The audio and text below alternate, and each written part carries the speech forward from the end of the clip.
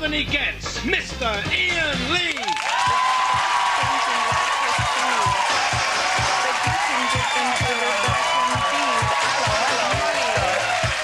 Come on, then. Hello and welcome to the 11 o'clock show. Everybody is talking about the Register of Parliamentary Members' Interests. Madison has already put his hand up. And he's declared an interest in show tunes, home furnishings and the lovely Ricky Martin. Nice. He also accepted 13 free flights abroad. Now, Madison's admitting to loving the in-flight entertainment, or as he likes to call them, the stewards. They're fellas. But if Mandy's the Queen, then the king of freebies has to be Fat Boy Fat John Prescott, who's got 3 cars at his disposal. One for him, one for his wife, and one for all of his pies.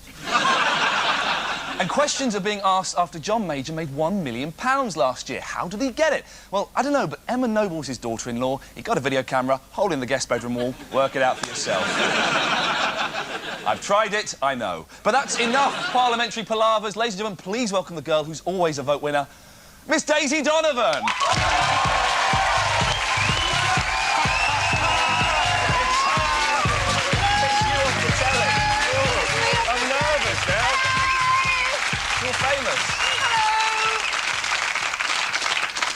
Don't be fooled by my smile, because it sickens me, all these bribes and backhanders in politics. In television, we have to be whiter than white, like Daz Ultra.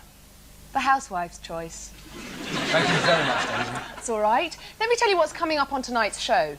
We'll be talking to top comedy writer, broadcaster and New Labour insider John O'Farrell. I'll be finding out whether women have got a lower tolerance to pain than men. Oh, nothing. And Ricky Gervais pays tribute to possibly the last of the great British explorers, Sir Ranulph Fiennes. But first, it's today's headlines. Tonight's top stories. George W. Bush shocked the US today after his campaign trail reached Michigan and he made this emotional appeal to young Americans.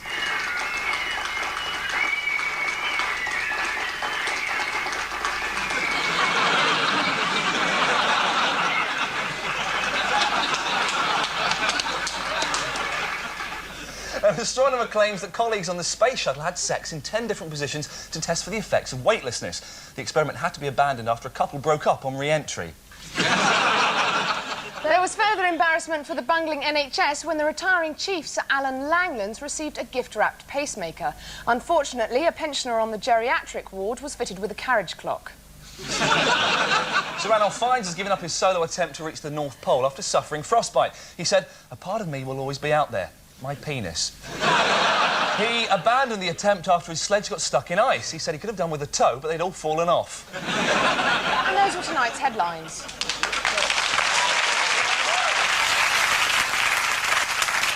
We've got an important message now for all international terrorists. In just 5 hours, Phil Collins, Ricky Martin and Sting will all be in the same place at the same time.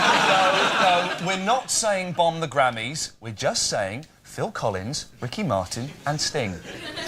And Bono. And to report on this once-in-a-lifetime bombing opportunity, here's our West Coast correspondent, Jeff Ross. Hello, people of Britain. It's the 42nd annual Grammy Awards here in Hollywood, the biggest night in American music. The race everybody's watching, Best New Artist. The front-runner, 18-year-old pop sensation Britney Spears, also nominated for Best New Tits. Have you seen this magazine cover? I didn't read it. I ruined it. What about Britney's main nemesis, 17-year-old Christine Aguilera? Sounds like something I caught in Cuba. She's also nominated for Worst Name since Natalie Imbruglia. My prediction, Britney will win. And she'll cry. And she'll blow a Backstreet Boy. Tupac Shakur is once again nominated in the Best Dead Artist category. Actually, his song Changes is up for a Best Rap Solo Performance Grammy. Tupac is not expected to attend the awards on February 23rd. However, his homies will be representing, said a spokeshomie. And Sting's most recent album is nominated in the category of Best Music to Put Up Shelves To. In the Best Song category, Cher's smash hit Believe is the favorite, and I'd like to go on record as saying, I can't fucking believe it. Personally, I'm really looking forward to the post-Grammy parties. It'll be hard to top last year. I was in the back of a limo with Pavarotti. Hit a Pizza Hut afterwards, ate like animals, hung out at my place. Man, can that guy fuck up a toilet. That's another story. And Ricky Martin, who is, of course, the biggest Latin explosion since the Bay of Pigs, will be performing live again at this year's Grammys. He's my favorite, and to close up my report, I've written a little poem. Little change of mood. Can we dim the lights a little bit? This poem is called I Love Ricky Martin. His face is so boyish, his skin so tannish. My blood goes loco when he sings in Spanglish. Now, I'm not gay, but if I switch, I want Ricky to be my bitch. That's my report. God bless you, everybody. Good luck to the nominees, except Sting. Jeff Ross reporting there. When Take That split up, it was widely predicted that Gary Barlow would become the new Elton John, and he almost did. The trouble is, he didn't write any good tunes, he just got fat and behaved like an annoying gay. Well, today he's announced that he's going to be a dad, which proves he can still release something that shoots up and enters the #1 slot, but still somehow manages to get on your tits. So we say the time has come to stop mocking the brilliant songsmith, which is why we're giving away the punchlines to all Gary Barlow jokes now, rendering them obsolete. Since the breakup of Take That, Gary Barlow has continued to make a valid contribution to the world of popular music. His solo releases, whilst claiming to make a massive impact at the top of the charts, display the typical Barlow qualities that made Take That so special. Great melodies with a catchy chorus and sublime lyrical depth. Gary is now set to be a father, and who can predict the impact this will have on his unquestionable creative talent? With his newfound maturity, fatherhood is sure to be just another stage in Gary's emotional and creative development. We'd like to take this opportunity to wish Gary the best of luck and look forward to enjoying more of his wonderful work. And Gary, Robbie may have gone to very great things, but never forget there are many people who still have a very special place in their heart for you. Like him. And him. And them. Ian, did you know that women have a lower pain threshold than men? Ah, that explains why every time I touch a woman, she screams and runs away. I'm not sure that's quite the reason, Ian. But to find out more, I made this intriguing report. A report out today reveals that women have less resistance to pain than men. I've come here to London, pain capital of Europe, to find out if this is fact or fiction. Hold out your knuckle. Yeah. OK, and... that hurt? Yes. I had a swan come up to me, and it was giving me jip, you know, flapping away, and I got hold of its neck, and I punched it, because it was really annoying me, and it came right back at me, the bugger, and it pecked out my lung. Have you ever had a swan peck out your lung?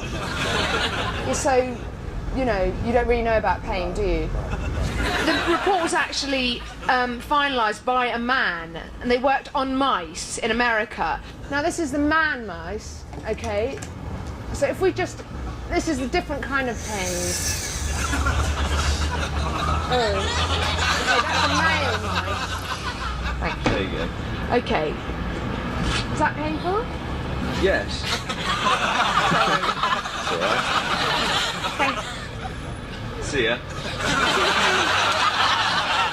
OK.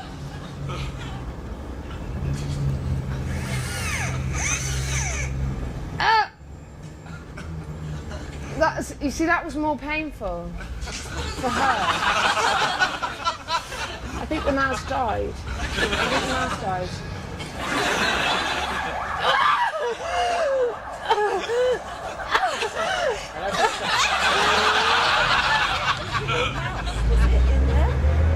Yes. Oh. Well, I'm sorry, but I can't quite see the relation between that. Well, the woman mouse was supposed to be able to withstand pain. But that's torture. But it wasn't supposed to kill it. What on earth do you expect? Whatever the report might say, I reckon women can take pain better than men.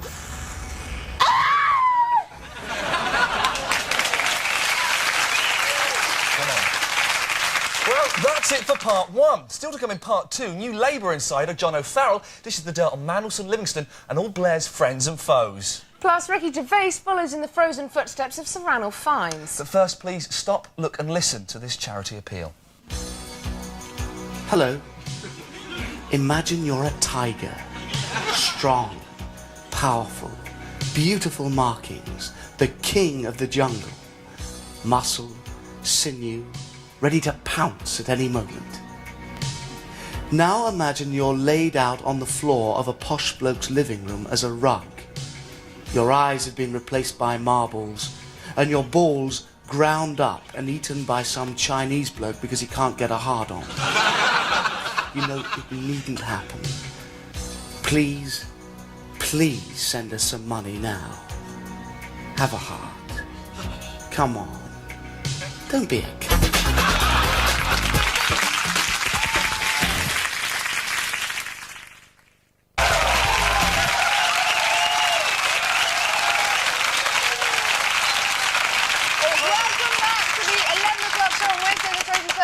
Still to come, we reveal NASA's advice manual for sex in space. But first, today's headlines. John Prescott gives the green light to Railtrack on safety. Railtrack say, green? Is that stop or go? Violence threatened before Wembley showdown. Alex Ferguson is removed from the dressing room. SAS trained benefit officers to spot fraudsters. Scouse builders fear shoot-to-kill policy. And those were the headlines.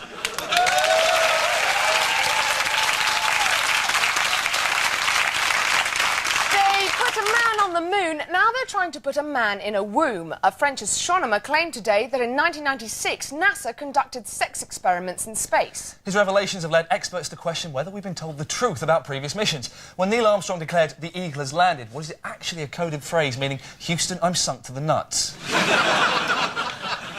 Following the experiments, NASA issued astronauts with these guidelines for space romance. 1. Flirting. In space, be careful not to misread the signs. If your partner's heart is racing, her eyelids are fluttering and she's beginning to swoon, it's not infatuation, you're simply treading on her oxygen line. 2. Foreplay. Sex in space can be a cold, awkward experience, so make a special effort. Get your partner aroused with erotic, whispered conversation. Don't go space happy and press your scrotum against their visor singing That's Amore. 3. The deed. If you suddenly get spaceman's droop prior to lovemaking, remember, you can't blame it on gravity, and it's just as embarrassing as it is on Earth. In fact, more so, because a room full of Texans are watching you from Mission Control. 4. Afterwards. Don't spoil the post-it ambiance with bland lines like, did the Earth move for you? If it did, you spun wildly out of orbit and you're about to crash into the sun. And finally, although they say in space no one can hear you scream, remember, they can hear you ask, is it in yet? And those are the NASA guidelines for safe space sex.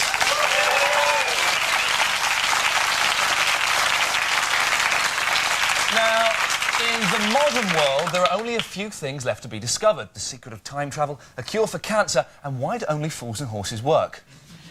One man whose unique voyage of discovery took a tumble this week is Sir Ranulph Fiennes when frostbite halted his trip to the North Pole. Ricky Gervais has this report. Today, one of England's greatest explorers, Sir Ranulph Fiennes, is recovering after abandoning his attempt to walk to the North Pole. He was only 1 week into a journey that was expected to last up to 3 months, and is a... who gives a shit? Seriously. I mean, posh people with more money than sense and too much time on their hands. The next time a rich, bearded twat gets stuck up a mountain, don't rescue him by helicopter and put him on the news. Put him into prison for being so fucking stupid in the first place and wasting everyone's time. So, I mean, do you know why Sir Ranulph turned back? Yeah, his hand, putting his sled out the water. Yeah, a week alone in a tent. That's how he hurt his hand. Yeah, of course it is. Yeah, he was putting his sled out, right? And why was he doing it? He wanted to go to the North Pole via the hardest route. Right, start off at the South Pole and make sure you cut through Whitley Estate in Reading. That's the hardest fucking route. Walking like that. Yeah, you won't get mugged. Actually, you won't get mugged. The murderers killed all the muggers in the 80s. Right? And you get all this, oh, he was doing it for charity. Right, well, he failed. He doesn't get the money. Rules of sponsorship. We did a sponsored swim in the juniors, and one lad drowned in the deep end on his first whip. Didn't get paid. So I feel sorry for the little div kids he was collecting for, wherever it was. They won't get their minibus, right? But if they're so worried, why don't they get off their arse and do something? We haven't got any legs. Not my problem. And also, what's the point? What great scientific discovery did you make on this intrepid journey, Sir Ranulph? It was cold. Cold, was it, at the North Pole? Cold, you... And if Channel 4 bleep that, you're a bunch of queers, all right? This is Ricky Gervais in front of a backdrop. London. It's about 80 degrees in here. It's a waste of... Daisy, why don't you tell us about tonight's guest? Will do, Ian. He graduated from being a satirical sketch writer on Spitting Image to a political speechwriter for Gordon Brown. He turned 18 years of political frustration into a literary success. Surely things can only get better for writer, New Labour insider and wannabe Blair babe. Please welcome John O'Farrell.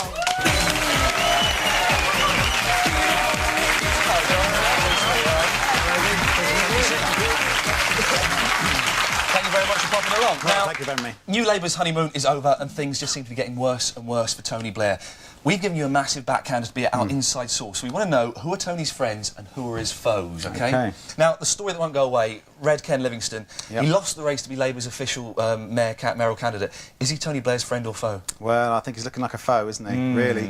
Yeah, he's calling on Dobson to stand down, so I think that probably makes him a foe. I think you'll see Milbank sort of giving a lot of negative briefing about Ken Livingstone coming up soon. I think there's going to be a story in tomorrow's papers, apparently, that the mystery second gunman in the Kennedy assassination was actually Ken Livingstone. Fantastic. What's he all this whinging? Oh, yeah, I'm not happy with the way the vote's going. I'm so miserable. Well, exactly. I mean, if he took part in the Kennedy in the contest, and now he goes, now I've lost. I don't want to do it that way. That's like, you know, paying a prosy, having trouble it, having sex, and then feeling guilty. I don't know. It's nothing like that. Well, it's a bit like it's like England. It's like England being knocked out of the World Cup in a penalty shootout, and then going, oh no, now we've lost the penalty shootout. We don't accept that penalty shootouts are a good way of playing the game. So we're going to go and spoil the final for everyone else. Do you think he should stand as an independent? No.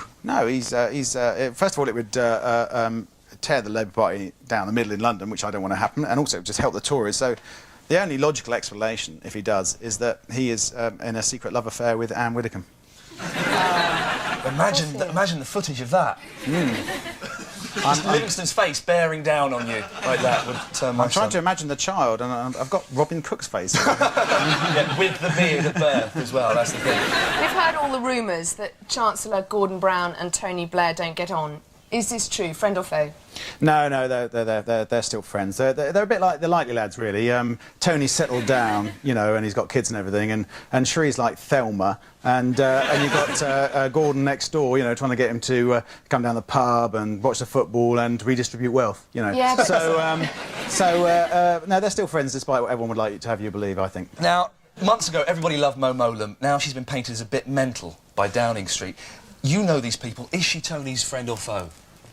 I think, I think Mo's still a friend. She is the only cabinet minister to have admitted smoking cannabis, isn't she? Which is fine, but I just don't think she should do it in cabinet meetings. They're all sitting around talking about Europe or the economy or whatever, and it must be very distracting having Mo gluing bits of Rizla together and tearing up bits of cardboard. So, but apart from that, I think probably a friend. We actually got a picture of that, I think. Oh, right. Of course, we faked that and made it. We couldn't get hold of a real one, but never mind. Now, the leader of the opposition, William Hague, friend or foe? Well, you might automatically think foe, but actually, he is such a crap leader of the opposition that I'd put him down as a friend, I have to say. So he's a great friend of New Labour.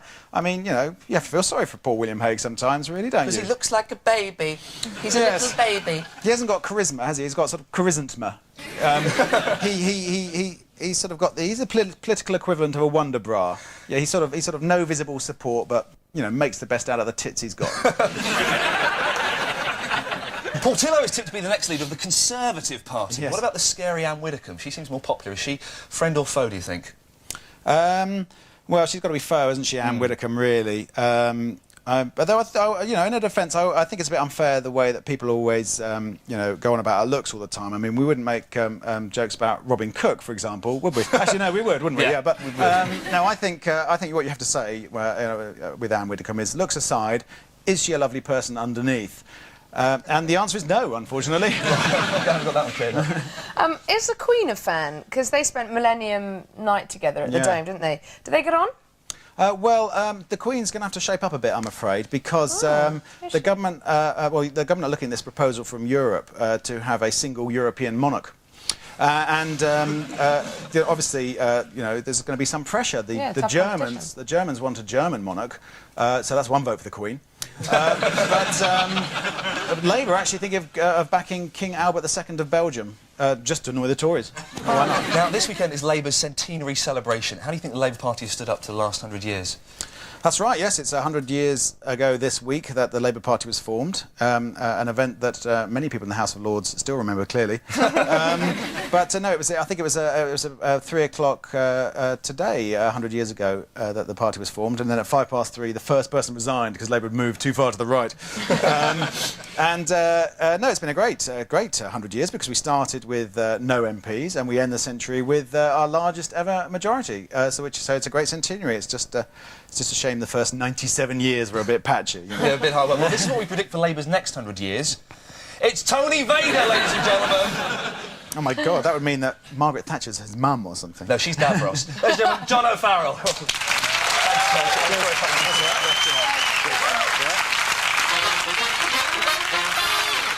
And now for more on Explorer, Sir Ranulph Fiennes, we have a live to Ricky Gervais. Ricky, is there any more news on Sir Ranulph Fiennes' condition? I don't care about upper-class knobs, I told you once, who've never done a decent day's work in their lives and do pointless things to show off. I don't just mean you two useless sods, but I reckon most of these Explorer types are, you know, like yourself, Ian, really. Very crafty butchers. Crafty butchers? Yeah, like their meat delivered round the back. not Finesy. Not Finesy. No. Like, you know, like Captain Scott in the Antarctic? They got stuck without enough food, so Oates said, I'm going outside, I may be some time. The ultimate self-sacrifice. But who do we hear this from? The survivors. How do we know that happened? I reckon Scott and the rest of them bullied him out of the tent. That's what you reckon, is it? Well, yeah, they probably said, if you don't leave the tent, Oatesy, without your balaclava, we'll tell everyone you wet the sleeping bag and you tried to bum us in our sleep. It got him to leave, you know what I mean? I think he made the right decision. Mind you, if he gave in that easy, he probably was a bit of a chutney ferret. Right, I'm going to stop you there, Gervais. Thanks a lot. Yeah, whatever. Now it's time for News Just In. Thousands of locals have gathered at a busy harbour in Japan where a whale has become stranded. The curious onlookers have already given it a pet name, Sushi. The SAS has given benefits agents advice on how to catch dole cheats. Wait until they take over an embassy, then blow the shit out of them. Hookers in Thailand are covering their breasts in poison to knock out tourists and steal their wallets. The Foreign Office are warning all male travellers to stick to the boys. It's been reported that the cast of Friends have demanded another huge pay increase. As a result, there'll be only one more episode, the one where all the greedy cast get sacked. And that was the News Just In. I just say the word cast twice. That's all from tonight's show. Tomorrow night we'll be talking to the star of Human Traffic in the Lakes, John Sim. But before we go, there was controversy in the Caribbean this evening as Prince Charles took time out from his tour of Trinidad to discuss his manhood. It is as old as I am, but somewhat less battered, perhaps. And so has been present throughout my life as something to which the Queen and other members of my family attach great value. Good night. Good night.